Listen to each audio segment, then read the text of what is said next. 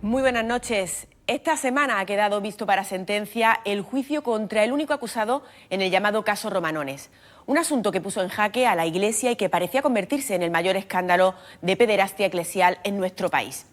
El foco inicial lo puso el mismísimo Papa, que animó al denunciante a acudir a la justicia. La instrucción dejó por el camino a 11 de los 12 inicialmente señalados por prescripción de delitos y ahora la Fiscalía ha retirado la acusación contra el padre Román. ¿Cuáles son las claves de este caso? ¿En qué puede quedar todo? Lo vemos. La Fiscalía retira la acusación contra el padre Román. El Ministerio Público estima falta de pruebas. Retirada de cargos por abusos sexuales Y solicitar una sentencia absolutoria. Lamentamos que no se le haya podido dar una respuesta distinta a David como víctima, no sabemos de qué. ¿Sigue pensando que es un interés económico, como declaró un día? Hemos tenido que luchar contra muchos aspectos espurios o bastardos ajenos al propio proceso judicial. ¡Romanones! ¡Pederastas violadores! La Iglesia busca la verdad y confía en la justicia. Las acusaciones se han mantenido en sus cargos. Van a mantener en esencia con una leve corrección técnica, pero no afecta ni a la penalidad ni al relato de hechos. Un delito continuado de agresión sexual, con abuso de superioridad, prevalimiento. La verità è la verità, e non dobbiamo nasconderla. 9 sesiones, cerca de 40 testigos y 14 peritos. El juicio contra el padre Román concluye con la retirada de todos los cargos por parte de la Fiscalía. No hay datos concluyentes, dice. Solo la acusación particular y la popular mantienen sus peticiones.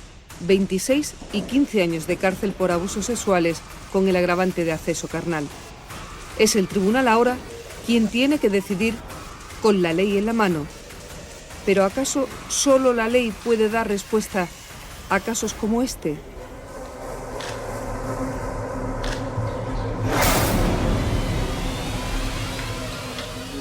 Queridísimo y reverendísimo Santo Padre Francisco, el motivo de esta carta es narrarle un acontecimiento de mi vida bastante trágico. Dejé la casa de mis padres con 17 años y me fui a vivir a la casa parroquial. Sí, padre, siempre dormí en la misma cama de Román Martínez.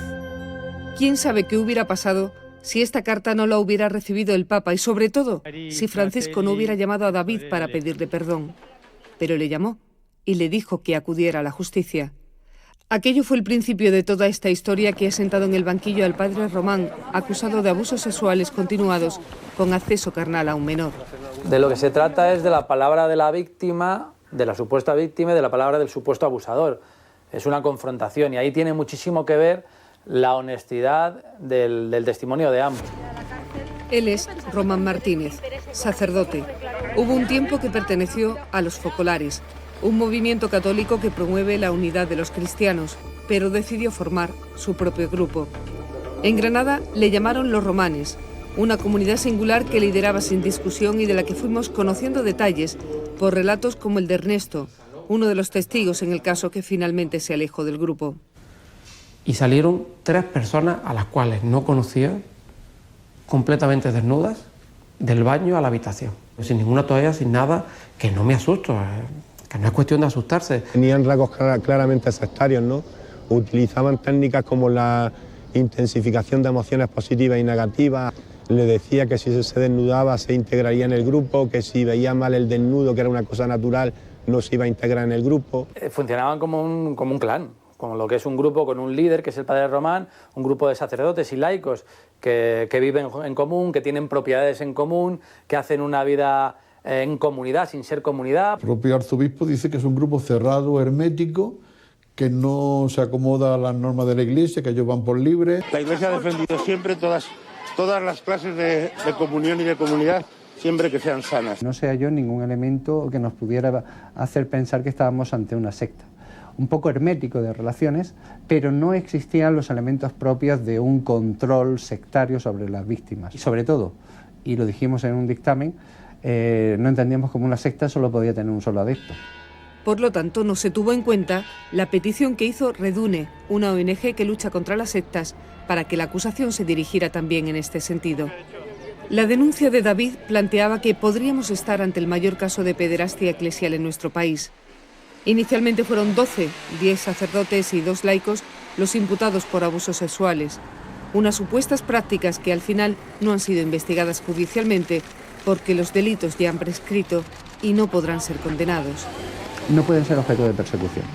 Por lo tanto, no pueden ser objeto de una declaración de los tribunales de justicia sobre si hubo o no delito. Un delito de estos no puede prescribir a los 5 años. A una víctima le cuesta trabajo hablar de que si le han obligado o han intentado hacerle felaciones, si han intentado penetrarlo. Entonces, eso, ¿por qué no estudiamos un poco sobre esto, no?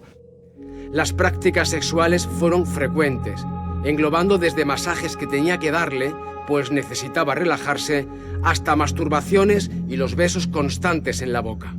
Durante todo este tiempo sentí que me volvía loco, no entendía nada.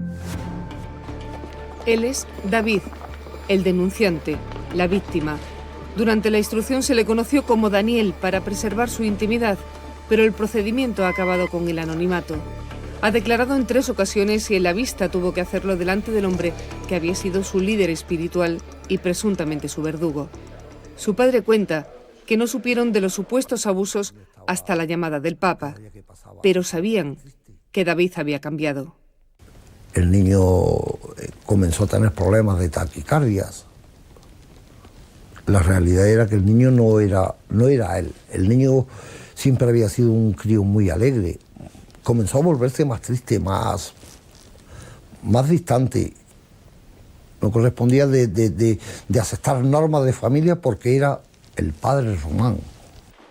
Podría parecer simple, pero lo fundamental ha sido poner frente a frente la palabra de David y la de Román, denunciante y acusado. Los abogados de ambos no han querido participar en este reportaje, pero durante la vista oral todo ha girado en torno a ello, a la credibilidad de sus palabras, a la consistencia de lo narrado. Cuando la policía científica habla de lo que la víctima comenta sobre el grupo, dice que su testimonio es altamente honesto y creíble. Y sin embargo también se analizó la conducta del acusado y se dice que su testimonio no es honesto, no es creíble. Ha habido una persona y contó un episodio que tuvo con el acusado, donde fueron a una casa y él estaba en la ducha. Y cuando corro la cortina de la ducha, me lo encuentro allí. Y hizo un gesto, pues bajando la mano. Yo estaba desnudo. Me fui a protegerme. Nosotros no juzgamos conductas ni comportamientos que no estén relacionados con un hecho concreto y una persona concreta. Esa es la razón por la que únicamente podemos juzgar al autor del hecho, y eso es a lo que a lo mejor no sabemos explicarle al ciudadano y tiene unas expectativas superiores de lo que realmente la ley nos permite hacer. La Fiscalía ha acabado retirando la acusación. Si no encuentra pruebas para demostrar la penetración, no hay caso. Los supuestos abusos sexuales estarían prescritos, al menos para la justicia civil. La Iglesia sí puede perseguirlos aún. Santo Padre, no busco nada para mí, absolutamente nada. No guardo rencor, pero sí un asco tremendo por todo aquello que me hizo vivir. La diócesis de Granada está acusada como responsable civil subsidiaria. ¿Sabía realmente lo que ocurría? El expediente canónico que maneja ahora el tribunal habla de fumus delicti, de apariencia delictiva, y así lo reconoció el arzobispo en su declaración. Yo creo que ha habido una cierta conducta de ocultamiento. El juez ha tenido que insistir y demandar, pedir la información oficialmente hasta 9 veces. La Iglesia Católica en Granada y el arzobispado en concreto, y en esta etapa además tiene un mandato bastante conflictivo. Yo me imagino que el señor arzobispo tendrá que saber qué es lo que realmente ha ocurrido ahí. El ocultamiento de estos casos lo que hace es convertirse en complicidad. No vamos a dar un paso atrás en lo que se refiere al tratamiento de estos problemas y a las sanciones que se deben poner, al contrario. Eclesiásticamente y desde un punto de vista social, el caso Romanones va a marcar un antes y un después en la lucha contra los abusos a menores en la Iglesia y yo creo que también en la sociedad española. El Papa fue el motor, digamos, de arranque de unas supuestas prácticas en las que hay que poner tolerancia cero. Y yo creo que esa valentía por parte del Papa pues, ha supuesto un antes y un después. Mi hijo, con independencia de lo que dicte la justicia, que creo que dictará, si es justa, a favor de él, mi hijo no ha ganado una batalla, mi hijo ha ganado la guerra. Ha tenido el valor suficiente de denunciar estos hechos. En unas semanas habrá sentencia. Se ha juzgado al hombre por un delito concreto, porque los demás están prescritos, pero el caso no se habrá cerrado. La Iglesia tendrá que retomar el asunto cuando la justicia civil concluya este capítulo. De momento, hay 3 sacerdotes apartados de sus funciones y el resto se encuentra repartido en otras tareas. La Iglesia sí podrá investigar los presuntos abusos sexuales y ya ha dicho que hay fumus delicti.